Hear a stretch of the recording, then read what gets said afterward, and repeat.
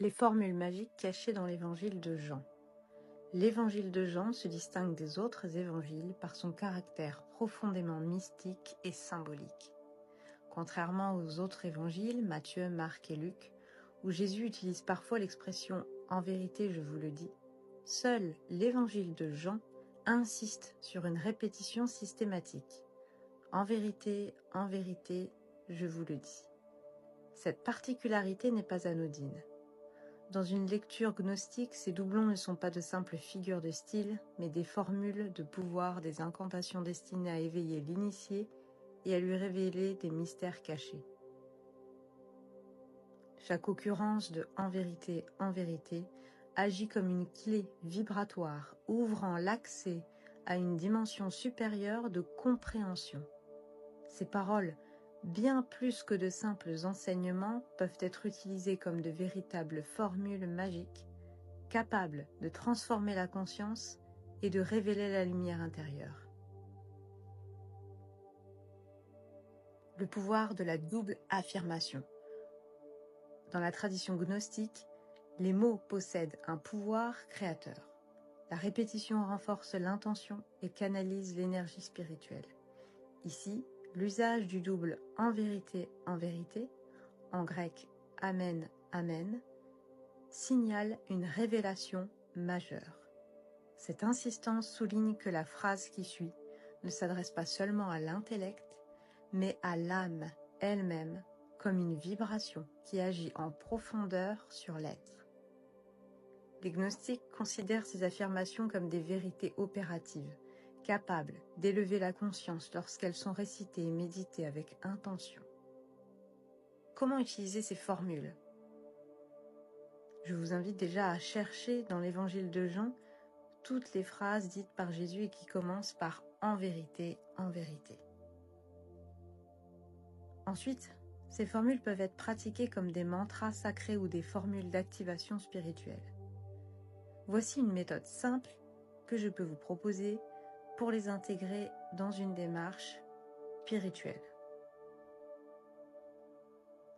Premièrement, choisir une phrase clé parmi celles de Jésus dans l'évangile de Jean. Ensuite, réciter lentement la formule en mettant une intention particulière sur la double affirmation. L'intonation du mot « Amen » peut être utilisée pour amplifier l'effet vibratoire. Troisièmement, méditer sur la signification cachée du verset.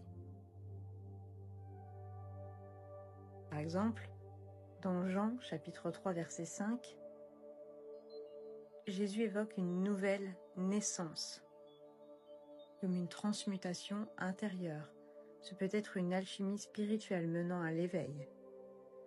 Quatrièmement, visualiser la vérité annoncée comme une réalité vivante en soi, en permettant aux mots d'imprégner la conscience. Et enfin, pratiquer cette invocation régulièrement en la répétant comme une formule destinée à ancrer progressivement la connaissance intérieure. Voici quelques formules que l'on peut trouver dans l'évangile de Jean. En vérité, je vous le dis, celui qui écoute ma parole et qui croit à celui qui m'a envoyé a la vie éternelle.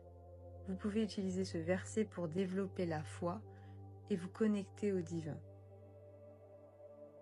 Il y a aussi le verset « En vérité, je vous le dis, quiconque commet le péché est esclave du péché ». Vous pouvez méditer ce verset pour briser les illusions et se libérer des schémas limitants. Il y a aussi le verset « En vérité, je vous le dis, celui qui croit en moi fera aussi les œuvres que je fais et il en fera de plus grandes ». Vous pouvez utiliser ce verset pour activer le potentiel créateur et manifester la puissance intérieure.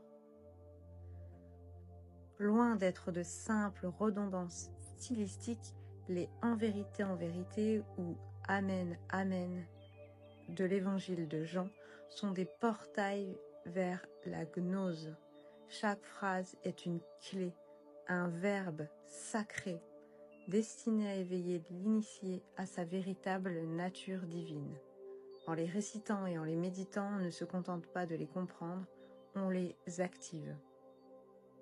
Car ces paroles ne sont pas destinées seulement à être lues, mais à être vécues.